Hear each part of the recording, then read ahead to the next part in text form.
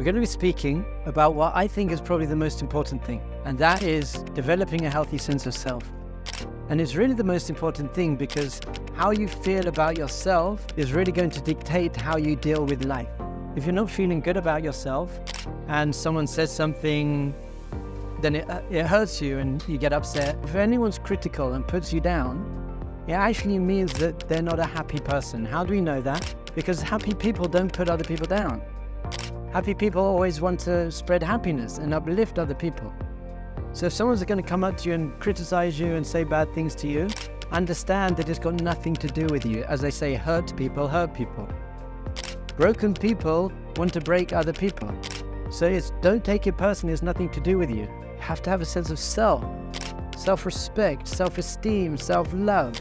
People who don't feel good about themselves spend their whole lives just chasing recognition, which means most people are a complete slave to what other people think about them.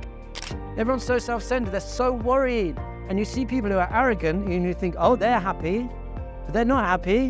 What's the difference between self-respect and arrogance? An arrogant person is still relying on recognition from other people to feel good about themselves. They just happen to be getting it. Low self-esteem and arrogance are two sides of the same coin.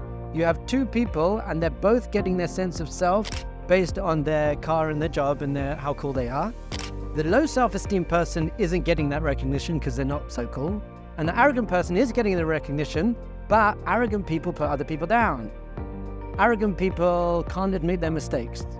Someone who has self-respect, they can admit their mistakes. I respect myself, I can admit my mistakes and I can work on them, I can improve them. Someone with self-respect doesn't put other people down. The less good you feel about yourself, the more you then have to put other people down to feel good about yourself. Start judging people. It says in the Torah, "Va'ahavta l'reacha kamocha." You should love your fellow as yourself, which means you have to love yourself first. Because if you don't love yourself, it's very hard to love other people. You're either jealous of them, or you put them down, or you're comparing yourself to them all the time.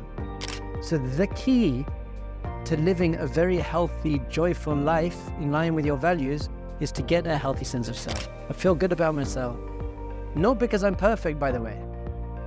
You don't need to be perfect to feel good about yourself. You just need to understand where should your sense of self come from. So we said unhealthy sense of self is based on what other people think of you, based on superficial values.